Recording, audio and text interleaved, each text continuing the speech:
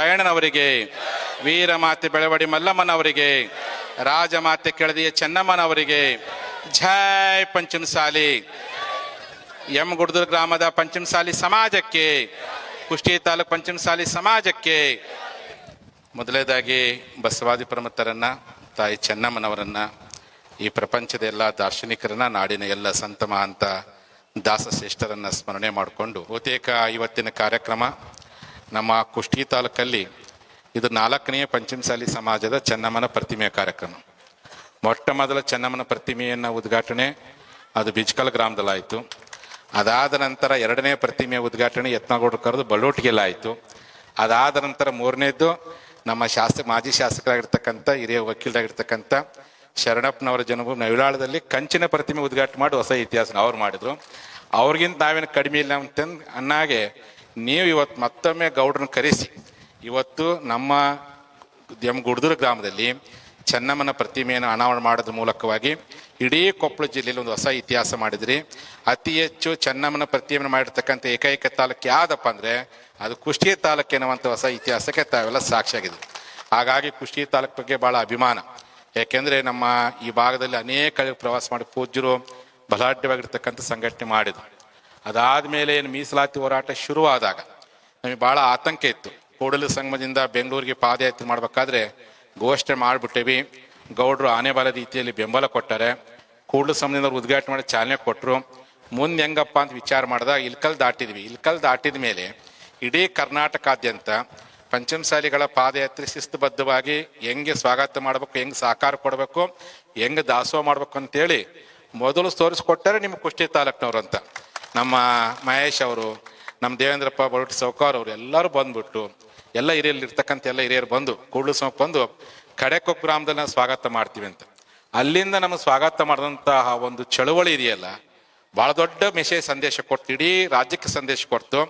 ಬಾಗಲಕೋಟೆ ಜಿಲ್ಲೆಯ ಕೂಡಲ ಸಂಗಮ ಪೀಠ ಗುರುಗಳಾದರೆ ಹೆಂಗೆ ನಡೀತೈತಿ, ಮುಂದೆ ಹೆಂಗಪ್ಪ ಅಂತಿತ್ತು. ಆ ಇಡೀ ಕರ್ನಾಟಕದ ಪಂಚಮಸಾಲಿಗಳಿಗೆ ಕಡೆಕೊಪ್ಪ ಗ್ರಾಮದ ಆರಂಭವಾಗಿರ್ತಕ್ಕಂಥ ಯಾತ್ರೆ ಕುಷ್ಟಗಿ ಬಂದಾಗ ಅಂಬರೇಗೌಡರು ದೊಡ್ಡಗೌಡರು ಸ್ವಾಗತ ಮಾಡಿದ್ರು. ಅಲ್ಲಿ ಆಕಳು ಮುಖಾಂತರವಾಗಿ ಚಾಲನೆ ಕೊಟ್ವಿ. ಕೊಪ್ಪಳದಲ್ಲಿ ಸಪ್ಪಳ ಆಯಿತು. ಆ ಮೂಲಕ ಕರ್ನಾಟಕ ಸರ್ಕಾರಕ್ಕೆ ಎಚ್ಚರಿಕೆ ಗಂಟೆ ಬೀಸಿದ್ದೆ ಅದು ಕೊಪ್ಪಳ ಜಿಲ್ಲೆ, ಅದರ ಆರಂಭವಾಗಿದ್ದೆ ನಿಮ್ಮ ಕುಷ್ಟಗಿ ತಾಲೂಕಲ್ಲಿ. ಹಾಗಾಗಿ ಈ ತಾಲೂಕಿನ ಅಭಿಮಾನ, ಈ ತಾಲೂಕಿನ ಕೊಟ್ಟಂಥ ಸಹಕಾರವನ್ನ ಎಂದೂ ಮರಲಿಕ್ಕೆ ಸಾಧ್ಯ. ಎಷ್ಟು ಅಭಿಮಾನಪ್ಪ ಅಂತಂದ್ರೆ ಯಾರು ನಮಗೆ ದುಡಿತಾರೋ ಅವ್ರು ನಮ್ಮ ಗುರುಗಳು, ಯಾರು ನಮ್ಗೆ ದುಡಿತಾರೋ ಅವ್ರ ನಾಯಕರು ಅಂತೇಳಿ.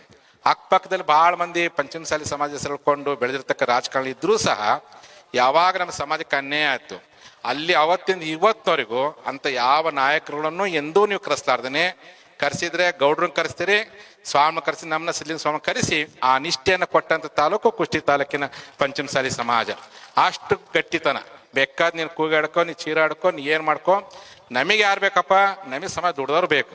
ಸಂಗಣ್ಣ ಕರೆಸ್ತೀವಿ, ಬಸವನೋಡು ಕರೆಸ್ತೀವಿ, ಸಾಧ್ಯವಾದರೆ ಸಿ ಪಾಡ್ ಅಂತ ಕರೆಸ್ತೀವಿ, ಸ್ವಾಮಿ ಕರೆಸಿ ಸಮಾಜ ಸಂಘಟನೆ ಮಾಡ್ತೀವಿ. ಕುಷ್ಟಗಿ ತಾಲೂಕು ಎಷ್ಟು ಮಟ್ಟಿಗೆ ಗಟ್ಟಿದ್ನಿಲ್ಲಪ್ಪ ಅಂತಂದ್ರೆ ಭೌಗೋಳಿಕವಾಗಿ ಆರ್ಥಿಕ ತೊಂದರೆ ಇರ್ಬೋದು. ಈ ಭಾಗದೇನು ಯಲಬುರ್ಗದಲ್ಲಿ ಮೊದಲ ಪಂಚಮಸಾಲಿ ಸಮಾವೇಶ ಆಗಿರ್ಬೋದು. ಆದರೆ ಕುಷ್ಟಗಿ ತಾಲೂಕಿನಲ್ಲಿ ಎಷ್ಟು ಸಂಘಟನೆ ಗಟ್ಟಿಯಪ್ಪ ಅಂದ್ರೆ ಚೆನ್ನಮ್ಮನ ಜಯಂತಿ ಬಂತಪ್ಪ ಅಂದ್ರೆ ಅಕ್ಟೋಬರ್ 23ರಿಂದ ಜನವರಿ 23 ಅತಿ ಹೆಚ್ಚು ಚೆನ್ನಮ್ಮನ ಜಯಂತಿ ಆಗದೆ ನಿಮ್ಮ ಕುಷ್ಟಗಿ ತಾಲೂಕಲ್ಲಿ. ಅಷ್ಟು ಅಭಿಮಾನ, ಅಷ್ಟು ಒಗ್ಗಟ್ಟು. ಆ ಕಾರಣಕ್ಕೋಸ್ಕರವಾಗಿ ಇವತ್ತು ಸಿದ್ಲಿಂಗ ಸ್ವಾಮೀಜಿ ಹೇಳಿದ ರೀತಿಯಲ್ಲಿ ಅವತ್ತು ಅವ್ರಿಗೆ ಸಮಾವೇಶ ಮಾಡಿದಾಗ ನೀವೆಲ್ಲ ಕೂಡ್ಕೊಂಡು ಏನಿವತ್ತು ಚೆನ್ನಮ್ಮನ ಹೆಸರಲ್ಲಿ ಪಂಚಮಸಾಲಿ ಸಮುದಾಯ ಭವನ ಹಾಸ್ಟೆಲ್ ಕಟ್ಟು ಕೆಲಸ ಮಾಡಿರಿ. ದೇವೇಂದ್ರ ಸೌಕರ್ ಅವರು ಹಿಂದೆ ಚಂದ್ರು ಅಧ್ಯಕ್ಷ ಆದಾಗ ಏನು ಚಾಲನೆ ಸಿಕ್ತು. ದೇವೇಂದ್ರ ಬಳ್ಳೂಟಿ ಸೌಕರ್ ಅವರು ಯಾವಾಗ ಅಧ್ಯಕ್ಷರಾದ ಮೇಲೆ ಇವತ್ತು ಆ ಒಂದು ಹಾಸ್ಟೆಲ್ ಬೆಳಕಿಗೆ ಬಂದಿದೆ. ನಮ್ಮ ತಾಲೂಕಿನ ಮೊದಲ ಹಾಸ್ಟೆಲ್ ಆಗಿದೆ. 4 ಮಕ್ಕಳು ಶಾಲೆ ಕಲಿಯಕತ್ತಾರೆ, ಸಮುದಾಯ ಭವನ ಆಗೈತಿ, ಭಾಳ ಚಂದ ಹೊಂಟೈತಿ. ಇದೇ ರೀತಿಯಾಗಿರ್ತಕ್ಕಂಥ ಸಂಘಟನೆ ಕುಷ್ಟಗಿ ನಿರಂತರವಾಗಿ ಸಾಗುವಂಥ ಪ್ರಯತ್ನ ತಮ್ಮೆಲ್ಲರ ಮೂಲಕವಾಗಿ ಸಾಗಲಿ ಎನ್ನುವಂಥ ಮಾತು ಹೇಳ್ತಾ, ನಮ್ಮ ಮಹೇಶು ಮತ್ತು ನಮ್ಮ ದೇವೇಂದ್ರಪ್ಪ ಅವರು ಇರ್ತಕ್ಕಂಥ ಅನೇಕರು ಭಾಳ ಒಗ್ಗಟ್ಟು.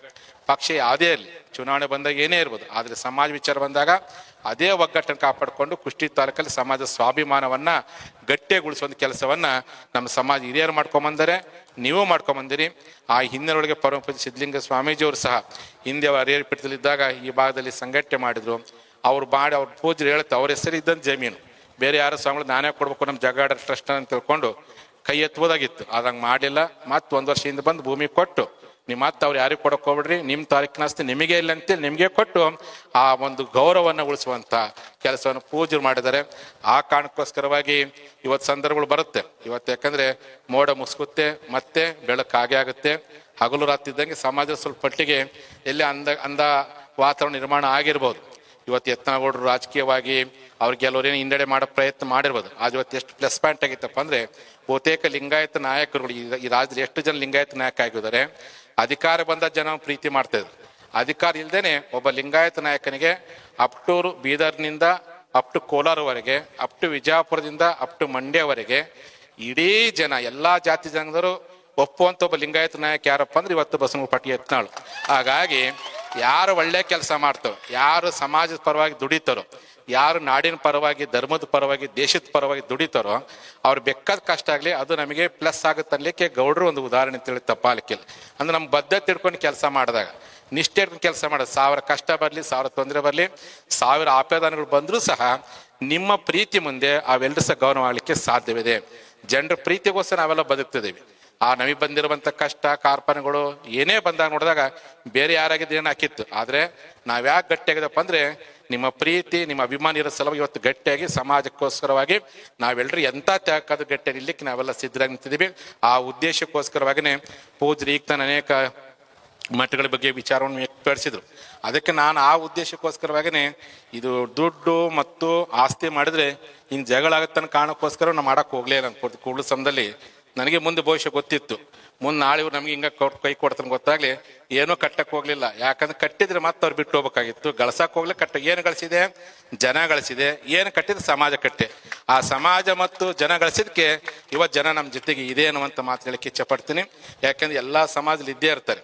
ನಮ್ಮ ಸಮಾಜ ದೊಡ್ಡ ಸಮಾಜ, ಸ್ವಲ್ಪ ಮಟ್ಟ ಜಗಳು ಬೈಲಂಗ ಬರ್ತವೆ. ಭಾಳ ಸಮಾಜದಲ್ಲಿ ಇಂಥ 100 ಪಟ್ಟು ಜಗಳದು, ಎಲ್ಲ ಮಟ್ಟಗಳು ಜಗಳ ಇದ್ದೇ ಅದಾವೆ. ಅವು ಬೆಳಕಿಗೆ ಬಂದ ನಮ್ಮವ್ರು ಸ್ವಲ್ಪ ಉಪ್ಪು ಜಾಸ್ತಿ ತಿಂತಾರ, ಖಾರ ಜಾಸ್ತಿ ತಿಂತಾರ, ಸ್ವಲ್ಪ ಕಡಕ್ ರೊಟ್ಟಿ ಜಾಸ್ತಿ ತಿಂತಾರ, ಸಿಟ್ಟು ಜಾಸ್ತಿ, ಅದಕ್ಕೆ ಬೇಗ ಬೆಳಕಿಗೆ ಬರ್ತವೆ. ಹಾಗಾಗಿ ಯಾವುದೇ ಘಟನೆಗಳಿರಲಿ ಅವ್ನು ಯಾರು ಸಹ ತೆರೆಗೆ ಇಟ್ಕೊಳಕ್ ಹೋಗ್ಬೇಡ್ರಿ. ಒಂದು ಗುರಿ ಇಟ್ಕೊಂಡಿವಿ, ಏನೋ ಸಮಾಜಕ್ಕೆ ಮೀಸಲಾತಿ ಬೇಕು ಅಂತ ಗುರಿ ಇಟ್ಕೊಂಡಿವಿ.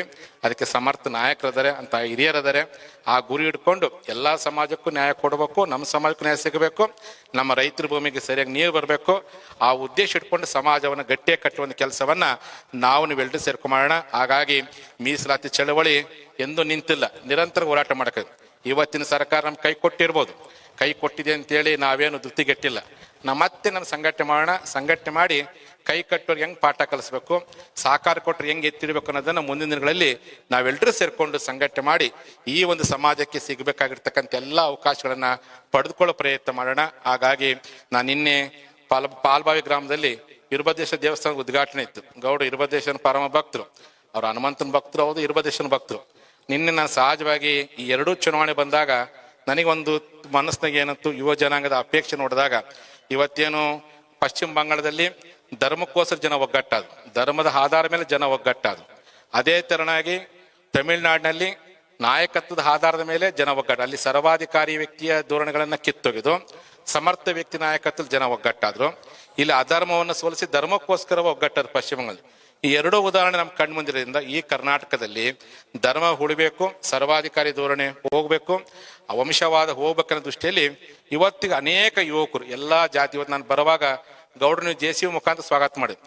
ಅಲ್ಲಿ ಕೇವಲ ಕೇಸರಿ ಶಾಲೆ ಇರ್ತಕ್ಕಂಥ ಪಂಚಮ ಶಾಲೆ ಅಷ್ಟೇ ಇರಲಿಲ್ಲ, ಕರಿ ಕಮಳಿಗಿರ್ತಕ್ಕಂಥ ಹುಡುಗರನ್ನ ಕಂಡ್ವಿ, ನೀಲಿ ಟವಲ್ ಇರ್ತಕ್ಕಂಥ ದಲಿತರನ್ನ ಕಂಡ್ವಿ. ಎಲ್ಲಾ ಸಮಾಜರಿದ್ರು, ಎಲ್ಲಾ ಸಮಾಜ ಕೂಡಿ ಅವ್ರ ಸ್ವಾಗತ. ಹಾಗಾಗಿ ಈಗ ನಿನ್ನೆಯಿಂದ ಏನು ಸೋಷಿಯಲ್ ಮೀಡಿಯಾದಲ್ಲಿ ಏನು ಹರಿದಾಡ್ತಾ ಇದೆ, ಕರ್ನಾಟಕದ ಒಂದು ಹೊಸ ಆಲೋಚನೆ ಶುರುವಾಗಿದೆ. ಒಂದು ಪರ್ಯಾಯ ರಾಜಕಾರಣ, ಒಂದು ಹೊಸ ಆಲೋಚನೆ, ಹೊಸ ನಾಯಕತ್ವದ ಹಿನ್ನೆಲೆ ಒಳಗೆ ಈ ಕರ್ನಾಟಕವನ್ನು ಕಟ್ಟಬೇಕು. ಒಂದು ಚೆನ್ನಮ್ಮ ರಾಯಣ್ಣ ಕಟ್ಟಿರ್ತಕ್ಕಂಥ ಕರ್ನಾಟಕವನ್ನ, ಒಂದು ಛತ್ರಪತಿ ಶಿವಾಜಿ ಮಹಾರಾಜರು ಕಟ್ಟಿರ್ತಕ್ಕಂಥ ಸಂಸ್ಕೃತಿಯನ್ನ, ಪುಲಕೇಶಿ ವಿಕ್ರಮ ಕಟ್ಟಿರ್ತಕ್ಕಂಥ ಸದೃಢ ನಾಡನ್ನ ಕಟ್ಟುವಂತ ಒಂದು ಆಲೋಚನೆ ಇವತ್ತು ನಮ್ಮ ಯುವ ಜನರು ಬೆಳೆದಿದೆ. ಏನು ತಮಿಳುನಾಡಲ್ಲಿ ವಿಜಯ್ ಗೆದ್ದಿದಾರಲ್ಲ, ಅವ್ರು ಹೆಚ್ಚು ಓಟ್ ಹಾಕ್ತಾರೆ, 18ರಿಂದ 30 ವರ್ಷದ ಹುಡುಗರೇ ಓಟ್ ಹಾಕ್ಯಾರ. ಹಾಗಾಗಿ 18ರಿಂದ 30 ವರ್ಷ ಯುವಕರು ಜಾತ್ಯತೀತವಾಗಿ ಕೇವಲ ಒಬ್ಬ ವ್ಯಕ್ತಿನ ಇವತ್ತು ಬಹಳ ಜನ ಪ್ರೀತಿ ಮಾಡಕತ್ತಾರೆ. ಅದು ನಮ್ಮ ಪುಣ್ಯ, ನಮ್ಮ ಭಾಗ್ಯ, ನಮ್ಮ ಉತ್ತರ ಕನ್ನಡದರದೇ ಅದು ಬಸವನಗೌಡರನ್ನ ಜನ ಪ್ರೀತಿ ಮಾಡಕತ್ತಾರೆ. ಈ ಕಾರಣಕ್ಕೋಸ್ಕರವಾಗಿ, ಸಮಾಜಕ್ಕೋಸ್ಕರವಾಗಿ, ನಾಡನ್ನು ಉಳಿಸ್ಲಿಕ್ಕೋಸ್ಕರವಾಗಿ, ಒಂದು ಪರಿಶುದ್ಧವಾಗಿರ್ತಕ್ಕಂಥ ರಾಜಕಾರಣವನ್ನು ಉಳಿಸ್ಲಿಕ್ಕೋಸ್ಕರವಾಗಿ, ಕರ್ನಾಟಕ ರಾಜಕಾರಣ ಅಂದ್ರೆ ನೈತಿಕತೆ ಹೆಸರಾಗಿರ್ತಕ್ಕಂಥ ರಾಜಕಾರಣ, ಆ ರಾಜಕಾರಣ ಉಳಿಸ್ಲಿಕ್ಕೋಸ್ಕರವಾಗಿ ಗೌಡರು ನಡೆದಿದ್ದೇ ಆದೇನ ರೀತಿಯಲ್ಲಿ ಅವರ ಆನೆ ಅಂತ ಹೆಜ್ಜೆ ಹಾಕ್ಲಿ, ಅವ್ರ ಜೊತೆಲಿ ಕೋಟ್ಯಾಂತರ ಜನ ಬರ್ತಾರೆ. ಒಂದು ಹೊಸ ಆಲೋಚನೆ, ಹೊಸ ಚಿಂತನೆ ಶುರುವಾಗಲಿ. ಆ ಮೂಲಕವಾಗಿ ಕರ್ನಾಟಕದಲ್ಲಿ ಅಂದು JH ಪಾಟೀಲ್ರು, ದೇವರಾಜ ಅರಸು ಅವರು, ನಿಜಲಿಂಗಪ್ಪನವರು, ಹೆಗಡೆ ಅವರು ಏನು ಒಂದು ಹೊಸ ಆದರ್ಶ ಕರ್ನಾಟಕವನ್ನು ಕಟ್ಟಿದ್ರು, ಅದನ್ನು ಮತ್ತೆ ಮುಂದುವರಿಸೋ ಪ್ರಯತ್ನ ಇವತ್ತು ಎಲ್ಲರ ಮೂಲಕ ಸಾಗ್ಲಿ ಎನ್ನುವಂಥ ಮಾತನ್ನ ಈ ಸಂದರ್ಭದಲ್ಲಿ ಹೇಳಿಕ್ಕೆ ಇಚ್ಛೆ ಪಡ್ತೀನಿ. ಆ ಪ್ರಯತ್ನ ಏನು ಮಾಡ್ತಾರೆ ಗೌಡ್ರು, ಆ ಪ್ರಯತ್ನಕ್ಕೆ ನಿಮ್ಮಂಥ ಲಕ್ಷಾಂತರ ಯುವಕರು ಅವ್ರ ಜೊತೆಗಿರ್ಲಿ. ಒಳ್ಳೆ ದೊಡ್ಡಗೌಡ್ರಂಥವ್ರು ಅನೇಕ ಒಳ್ಳೆ ಮನಸ್ಸುಗಳು ಅದಾರೆ.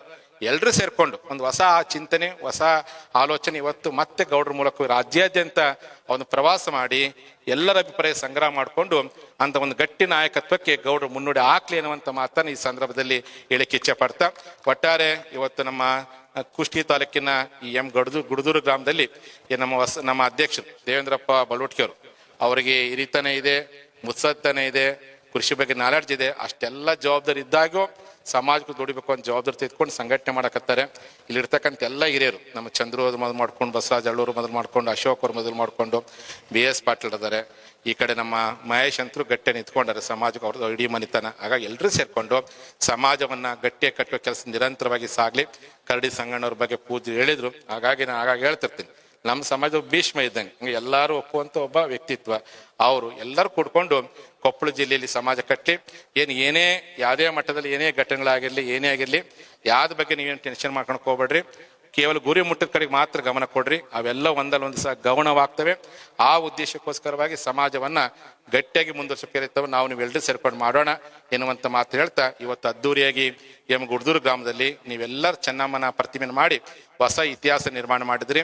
ಮುಂದಿನ ಸುವರ್ಣಾಕ್ಷರಗಳಲ್ಲಿ ಯಾವ ಊರಲ್ಲಿ ಚೆನ್ನಮ್ಮನ ಪ್ರತಿಮೆ ಆದಾಗ ಎಷ್ಟು ಉತ್ಸಾಹದಿಂದ ಯಾವ್ಯಾವ ಗ್ರಾಮದವರು ಅದ್ದೂರಿ ಕಾರ್ಯಕ್ರಮ ಮಾಡ್ಯಾರಪ್ಪ ಅಂದ್ರೆ ಅದರ ಮೊದಲ ಪಟ್ಟಿಗಳಲ್ಲಿ ನಿಮ್ಮ ಊರುಗಳು ಸಹ ಸೇರುತ್ತೆ ಅನ್ನುವಂಥ ಮಾತನ್ನು ಈ ಸಂದರ್ಭ ತಿಳಿಸ್ತಾ, ವೇದಿಕೆ ಮೇಲೆ ಹಸಿರ್ತಕ್ಕಂಥ ಪೂಜ್ಯರಿಗೂ ತಮಗೆಲ್ಲರಿಗೂ ಮತ್ತೊಮ್ಮೆ ಧನ್ಯವಾದ ಅರ್ಪಿಸಿ, ನಮ್ಮ ಮೀಸಲಾತಿ ಬಗ್ಗೆ ಮಾತಾಡಿದ್ರು ನಮ್ಮ BS ಪಾಟೀಲ್ರು, OBC ಮೀಸಲಾತಿ ಬಗ್ಗೆ ಗೌಡ್ರು ಎಲ್ಲ ನಾವು ಅದೇ ಆಲೋಚನೆ ಮಾಡಕತ್ತೀವಿ. ನಮಗೆ ರಾಜ್ಯ ಸರ್ಕಾರ ನಾವು ಮೊನ್ನೆ ಸಿದ್ದರಾಮಯ್ಯ ಅದನ್ನೇ ಅಂದ್ವಿ, ನಮಗೆ 2A ಕೊಡ್ಲಿಕ್ಕೆ ಆಗಲಿಲ್ಲ, ಬೇಡ, ನಾವು 2D ನಮ್ಗೆ ಹಿಂದಿನ ಸರ್ಕಾರ ಅದನ್ನ ಕೊಡ್ರಿ. ಕೊನೆ ನಿಮ್ಗೆ 2D ಕೊಡೋದು ನಿಮ್ಗೆ ಕಷ್ಟ ಆಗತ್ತಂದ್ರೆ OBCನ ರೆಕಮೆಂಡ್ ಮಾಡ್ಬಿಡ್ರಿ. ಕೇವಲ ಪಂಚಮಸಾಲಿ ಅಷ್ಟೇ ನಾ ಕೇಳ್ತಾ ಇಲ್ಲ, ಎಲ್ಲಾ ಲಿಂಗಾಯತ್ ಒಳ ಪಂಗಡಗಳನ್ನು ಸೇರಿಸಿ ಸೆಂಟ್ರಲ್ OBC ರೆಕಮೆಂಡ್ ಮಾಡ್ರಿ. ನಿಮಗೆ ನಾವು ಓಟ್ ಹಾಕಿದ್ರೆ ಸಾರ್ಥಕ ಆಗತ್ತೆ, ನಿಮಗೆ ಪುಣ್ಯ ಬರುತ್ತೆ ಎನ್ನುವಂಥ ಮಾತನ್ನ ಪರಿಯಾಗಿ ನಾವೆಲ್ಲರೂ ಮಾನ್ಯ ಮುಖ್ಯಮಂತ್ರಿಗಳಿಗೆ ಅವರ ಗೃಹ ಕಚೇರಿ ನಡೆದಂಥ ಸಭೆಯೊಳಗೆ ನಾವು CC ಪಾಟೀಲ್ರು, ಕರಡಿ ಸಂಗಣ್ಣವರು ಎಲ್ಲರೂ ಇದ್ರು. ಬಹಳ ಮನವಿ ಮಾಡ್ಕೊಂಡು ಮುಖ್ಯಮಂತ್ರಿ ಅದಕ್ಕೆ ಯಾವುದು ಮೌನವಾಗಿ ಏನು ಉತ್ತರ ಕೊಡ್ಲಿಲ್ಲ. ಹಾಗಾಗಿ ಮುಖ್ಯಮಂತ್ರಿ ಯಾವಾಗ ಆ ಒಂದು ಒಳ್ಳೆಯ ಸದ್ಬುದ್ಧಿ ಭಗವಂತ ಕೊಡ್ತಾನೋ ಅವಾಗ ಕೊಡ್ಲಿ. ಅವ್ರು ಕೊಡೋವರೆಗೆ ನಾವು ಬಿಡೋದು ಬೇಡ, ಹೋರಾಟ ಮಾತ್ರ ಕಂಟಿನ್ಯೂ ಇಡೋಣ ಎನ್ನುವಂಥ ಮಾತನ್ನು ಈ ಸಂದರ್ಭದಲ್ಲಿ ತಮಗೆ ಎಲ್ರಿಗೂ ಹೇಳ್ತಾ, ರಾಜ್ಯ ಸರ್ಕಾರ ಶಿಫಾರಸ್ ಮಾಡಬೇಕು. ಆ ಶಿಫಾರಸ್ ಮಾಡುವಂತ ಮುಖ್ಯಮಂತ್ರಿ ಮನವೊಲಿಸೋ ಪ್ರಯತ್ನ ಆಗಬೇಕು. ಬಹುತೇಕ ಯಾರು ಮನವೊಲಿಸಿದ್ರೆ ಮುಖ್ಯಮಂತ್ರಿ ಸಿಟ್ಟಾಗ್ಬೋದು. ಅದು ಗೌಡ್ರ ಮೇಲೆ ಮುಖ್ಯಮಂತ್ರಿ ಬಹಳ ಪ್ರೀತಿ ಐತಿ. ಇವ್ರೇನು ಹೇಳ್ತಾರೆ, ಆಯ್ತು ಬಸವನಗೌಡ ಹೇಳೋದು ಸರಿ ಅನ್ಸುತ್ತೆ, ನಾವು ಒಪ್ಪಿದ್ದೀನಿ ಗೌಡ್ರೆ ಅಂತಾರೆ ಯಾವಾಗ್ಲೂ. ಹಾಗಾಗಿ ಇವರು ಅವ್ರಿಗೆ ಕನ್ವಿನ್ಸ್ ಮಾಡಿದ್ರೆ ಬಹುತೇಕ ಸಿದ್ದರಾಮಯ್ಯನವರು ಲಿಂಗಾಯತ ಇತಿಹಾಸ ಒಳಗೆ ಉಳಿಬಹುದು. ಆ ಉಳಿಯೋ ಕೆಲಸ OBC ಮೂಲಕ ಆಗ್ಲೇನುವಂಥದ್ದೇ. ಇಬ್ಬರು ಅವ್ರ ಮೇಲೆ ಇವ್ರ ಜೀವ ಹೋದ್ರೆ ಇವ್ರ ಮೇಲೆ ಅವ್ರ ಜೀವ. ಹಾಗಾಗಿ ಆ ಅಧಿವೇಶನ ನೋಡ್ತಿಲ್ಲ, ಯಾರೇನೇ ಮಾತಾಡಿದ್ರೆ ಗೌಡ್ರು ಮಾತ್ರ ಹೌದು ಬಸವನಗೌಡ್ರು ಹೇಳೋದು ಸರಿ ಇದೆ, ನಾನು ಒಪ್ಪಿಗೆ ಹೇಳ್ತೀನಿ ಅಂತಾರೆ. ಆಗ ಅವರು ಇವ್ರ ಮೇಲೆ ಜೀವ ಹೋದರೆ ಮೊನ್ನೆ ಚೆನ್ನಮ್ಮನ ಮೂರ್ತಿ ಉದ್ಘಾಟನೆ ಮೇಲೆ ಗೊತ್ತು, TV ನೋಡಿ, ವಿಜಯಪುರದಲ್ಲಿ ಬಹಳ ದೊಡ್ಡ ಚೆನ್ನಮ್ಮನ ಮೂರ್ತಿ, ಇಡೀ ಕರ್ನಾಟಕದಲ್ಲಿ ಅತಿ ಎಚ್ಚರದ ಕಿತ್ತೂರಿನ ಚೆನ್ನಮ್ಮನ ಮೂರ್ತಿ ಮಾಡಿದ ಕೀರ್ತಿ ಅದು ವಿಜಯಪುರದ ಪಂಚಮಸಾಲಿ ಸಜ್ಜನ ಸಮಾಜ ಸಲ್ಲತ್ತೆ. 30 ಅಡಿ ಎತ್ತರ ಚೆನ್ನಮ್ಮನ ಮೂರ್ತಿ ಉದ್ಘಾಟನೆ ಮುಖ್ಯಮಂತ್ರಿ ಬಂದಿದ್ರು. ಅಲ್ಲಿ ಗೌಡ್ರ ಬಗ್ಗೆ ಜನ ಸೇರಿಸ್ತಾರೋ ಭಾಳ ಅವ್ರ ಪಾರ್ಟಿಯಾರೆ, ನಮ್ಮವ್ರು ಇದ್ರು. ಗೌಡ್ರ ಮೇಲೆ ಜನ ತುಂಬಾ ಅಪೇಕ್ಷೆ ಪಟ್ಟು ಅವ್ರ ಬಗ್ಗೆ ಅಭಿಮಾನ ಪಟ್ಟು ಜನ ಕೂಗಾಡೋದು ಚೀರಾಡೋದು ನೋಡಿದ್ರು. CM ಒಂದೇ ಮಾತು, ನಿಮ್ಮ ಅಭಿಮಾನಿಗಳು ಎಲ್ರು ನನ್ನ ಅಭಿಮಾನಿಗಳು, ನನ್ನ ಅಭಿಮಾನಿಗಳು ಗೌಡ್ರ ಅಭಿಮಾನಿಗಳಂತೆ ಒಂದೇ ಮಾತನ್ನ ಹೇಳಿ ಅವ್ರಿಬ್ಬರ ಪ್ರೀತಿಯ ಸಂಬಂಧ ಒಪ್ಪನ ಹೇಳೇಬಿಟ್ರು ಸಿದ್ದರಾಮಯ್ಯ. ಹಾಗಾಗಿ ಬಹುತೇಕ ಬೇರೆ ಯಾರಾದ್ರೂ ಕನ್ವಿನ್ಸ್ ಮಾಡಕ್ ಹೋದ್ರೆ CM ಅವರು ಪಕ್ಷ ಅಂತ ನೋಡ್ಬೋದು, ಗೌಡ್ರು ಕನ್ವಿನ್ಸ್ ಮಾಡಿದ್ರೆ ಬಹುತೇಕ ಪಕ್ಷ ಅಂತ ನೋಡಲ್ಲ, ಅಲ್ಲಿ ಸಮಾಜ ಅಂತ ನೋಡ್ತಾರೆ ಅನ್ಕೊಂಡಿದ್ದೀನಿ. ಈಗ ನಾನು ಬಹಳ ಪ್ರೀತಿ ಇದ್ದು ಮುಖ್ಯಮಂತ್ರಿ ಮೇಲೆ. ಈ 2A ಜಗಳಕ್ಕೆ ಮೀಸಲ ಜಗಳಕ್ಕೆ ಬಂದು ಸ್ವಲ್ಪ ಪಟ್ಟಿ ನಾನು ಗ್ಯಾಪ್ ಮಾಡ್ಕೊಂಡಿನಿ. ಬಟ್ ಗೌಡ್ರು ಆ ಸಂಬಂಧ ಉಳಿಸ್ಕೊಂಡ್ರೆ ಅವ್ರ ಮೂಲಕವಾಗಿ ಕೊನೆ ಪಕ್ಷ OBCಗಾದ್ರೂ ಶಿಫಾರಸಾಗೋ ಪ್ರಯತ್ನ ಆಗ್ಲಿ. ಈ ಮೂಲಕ ಮುಖ್ಯಮಂತ್ರಿಗಳು ಈ ಸಮಾಜ ಋಣವನ್ನ ತೀರಿಸ್ಲಿ ಅನ್ನುವಂಥ ಮಾತನ್ನು ಈ ಸಂದರ್ಭದಲ್ಲಿ ನಾನು ಹೇಳಕ್ಕೆ ಇಚ್ಛೆ ಪಡ್ತೀನಿ. ಅಂತ ಪ್ರಯತ್ನಕ್ಕೆ ಪೂರಕವಾಗಿ ನಮ್ಮ ವಕೀಲರು ಏನೇನು ದಾಖಲೆಗಳು ಅವ್ರು ಕೊಡ್ಲಿ, ದಾಖಲೆ ಏನು ಅವಶ್ಯಕತೆ ಇಲ್ಲ. OBC ರೆಕಮೆಂಡ್ ಮಾಡೋದು ಅಷ್ಟೇ ಐತಿ. ನಾವು ಆಲ್ರೆಡಿ ತರಡಬೇಕದೇವಿ, ಎಲ್ಲರ ಸತ್ಯ ನಮ್ಗೆ ಗೊತ್ತಿರೋದ್ರಿಂದ ದಾಖಲೆಗಳ ಅವಶ್ಯಕತೆ ಇಲ್ಲೇ ಇಲ್ಲ. ನಾವು ಆಲ್ರೆಡಿ ತರಡಬೇಕಿರೋದ್ರಿಂದ OBC ರೆಕಮೆಂಡ್ ಮಾಡಿ ಈಗಾಗಲೇ ಕುಂಚಿಟಿಗ ಸಮಾಜವನ್ನ DK ಶಿವಕುಮಾರ್ ಅವರು OBC ಸೇರಿಸಿದ್ದಾರೆ. ಹಂಗೆ ನಮ್ಮ ಸಮಾಜನ ಸೇರಿಸ್ಬಿಟ್ರೆ ಮುಗಿದು ಸರಳವಾದ ಮಾರ್ಗ. ನಮ್ಗೊಬ್ಬರಿಗೆ ಕೇಳಕತ್ತಿಲ್ಲ, ಎಲ್ಲಾ ಲಿಂಗಾಯತ ಒಳ ಪಂಗಡ ಸೇರಿಸ್ಬಿಟ್ರೆ ಒಂದು ಈ ಸರ್ಕಾರಕ್ಕೆ ನಮ್ಮ ಸಮಾಜ ಆಶೀರ್ವಾದ ಮಾಡಿದ ಸಾರ್ಥಕ ಆಗುತ್ತೆ ಅನ್ನುವಂಥ ಭಾವನೆ ನಮ್ಮದಾಗಿದೆ. ಆ ಪ್ರಯತ್ನ ಆಗ್ಲಿ ಅನ್ನುವಂಥ ಮಾತನ್ನು ಹೇಳ್ತಾ ಮತ್ತೊಮ್ಮೆ ತಮ್ಗೆಲ್ಲರಿಗೂ ಮತ್ತೊಂದು ಶರಣಗಳನ್ನು ಅರ್ಪಿಸಿ 2 ಮಾತು ಮುಗಿಸ್ತೀನಿ. ಜೈ ಲಿಂಗಾಯತ್, ಜೈ ಪಂಚಮಸಾಲಿ.